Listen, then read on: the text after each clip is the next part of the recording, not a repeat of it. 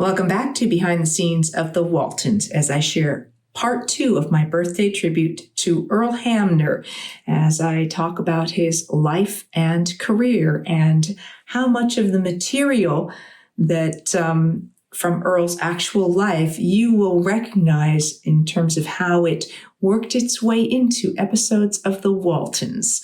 So I hope you enjoy this. Soon after they moved, Hamner submitted some script ideas to his friend Rod Serling and was hired to write for The Twilight Zone. In an interview with Tony Albarella, published in Film Facts, Hamner commented, "I was raised on folk songs and folk stories, and I suppose it was inevitable that this kind of material worked its way into my writing. Several times I was able to use folk material in my Twilight Zone episodes, and I thought it courageous of Rod to accept this offbeat kind of storytelling. Looking back, I realized that if I made any unique contribution to the series, it was to introduce the American folklore element into it." Meanwhile, Warner Brothers had purchased the film rights to Spencer's Mountain. After the film came out in 1963, starring Henry Fonda and Maureen O'Hara, Hamner was commissioned to write a film for Warner's called Palm Springs Weekend, and he was well on his way to a successful Hollywood career. In an interview with Australian journalist Alex Page, Hamner noticed his astonishment to find himself a success in Hollywood. "I think one of the first social occasions we had was at a hotel over in Westwood called the Marquis. I was the host, and as I looked down over the table, I thought, my God, here I am, a country boy from the backwoods of Virginia, a redneck, a hillbilly, who accidentally became educated and privileged. And I'm looking down the table where I see Jane Wyman, Cesar Romero, Esther Williams, Fernando Lamas, Susan Sullivan, Bob Foxworth. I mean, here I am, the host for these brilliant stars. And I am very starstruck, even today. I look at actors and I keep forgetting that I hire actors and fire them." In 1965, Dial published Hamner's novel, You Can't Get There From Here. The story revolved a day-long search through the streets of New York for the father by a boy who had spent the summer with his grandparents in Virginia.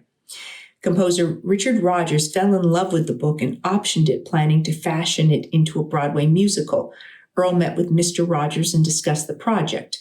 Sadly, the composer died before finishing the musical. In 1970, The Homecoming was published by Random House. It became a CBS Christmas television special, and then in 1972, the basis for the long-running series, The Waltons. The first year, it received 5 Emmys, and it ran for 9 years. As the producer and creator of the series, Hamner had other writers working under him. He describes his role as sometimes more of a rewriter than a writer, but points out that this position allowed him to attempt to provide a depth of character for his actors that is seldom achieved in television. Hamner loves to tell stories about his interactions with actors. He told Alex Page, "I remember David Selby once, when he was starring on Falcon Crest, said, 'Earl, do I really have to say this crap?' And I said, 'No, David, let's make it right for you.' But that was quite rare. I remember once Michael Learned objected to the fact that she poured coffee all the time as her character. So I changed it so the next episode the father was pouring the coffee."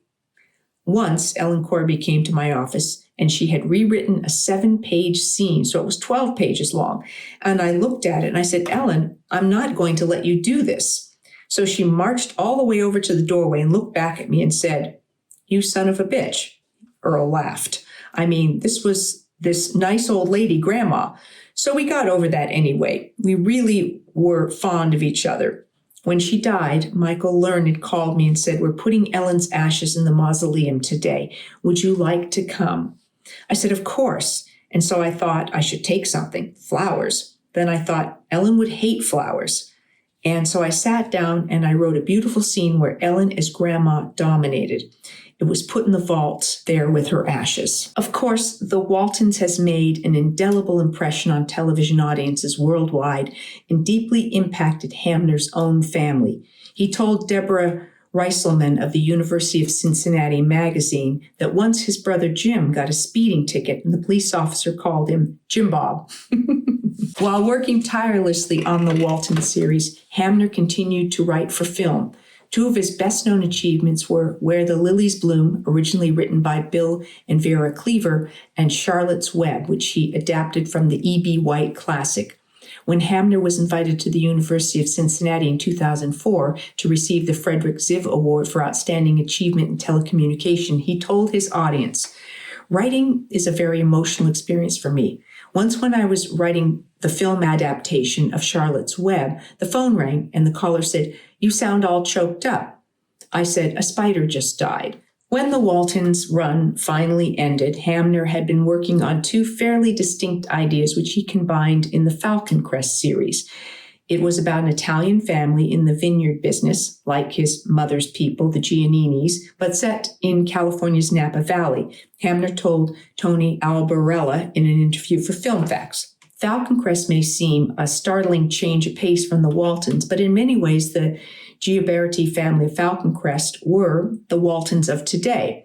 The matriarch of the family, played by Jane Wyman, was proud of her family, and while she often was underhanded in doing so, she did everything she could to nurture the rituals, history, and customs of her family. She was proud of her land, valued the continuity of it, and I suspect would have gone to any lengths to protect it. After 5 of its 9 seasons, Hamner quit the series. He told Page, "Well, I left at the end of the 5th season. I never even watched it again. I was not pleased with the direction it was going.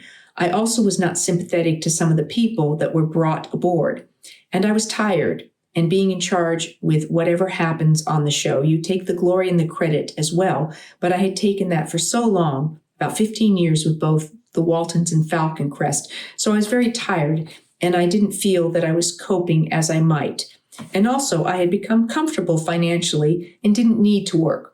Although now I need to, not for the money, but to prove to myself and to others in the business that age need not impair one's talent, but on the contrary can contribute the benefit of experience the years have brought. And if we've been lucky, even a small smidgen of wisdom. I think that's been the story of my life on television, to try to tell a story when networks have always insisted on the element of sex and some violence. And violence is not something that I care for. Sex, I do care for. But as he told students at the University of Cincinnati in 2004, television has the power and the ability to enlighten, to educate, to lift viewers to new levels of experience. But there is also a lot of vulgarity. Too much of what we see seems to be written from the groin. I urge you to write from your heart. After he left Falcon Crest, Hamner formed a production company with Don Sipes, which produced many shows, including Snowy River, the McGregor Saga from 1993 to 1996, The Ponder Heart, based on a novel by Eudora Welty, 2001, and even an episode of The Wild Thornberrys for Nickelodeon. They also collaborated on a book, Murder in Tinseltown, 2000. Today, Earl Hamner still writes every day and is still involved in television, although he claims that on his visits to the networks, they offer him a glass of warm milk and help him to his seat. If anything, he has stepped up his book writing. Goodnight, John Boy, 2002, The Twilight Zone Scripts of Earl Hamner, 2003, and Generous Women, 2006, have ensued. However, he also feels free to fly cast for bonefish in Florida, troll for salmon in British Columbia, and seek marlin in Baja. At home, he has 50 bonsai trees to tend, and he and his wife have a pug named Peaches who adores Jane and tolerates Earl. At the moment, he is adapting Spencer's Mountain into a stage play to be performed at the Earl Hamner Theater, and also completing a book of short stories. Earl Hamner summed up the credo of his life and work to the electronic media students at the University of Cincinnati.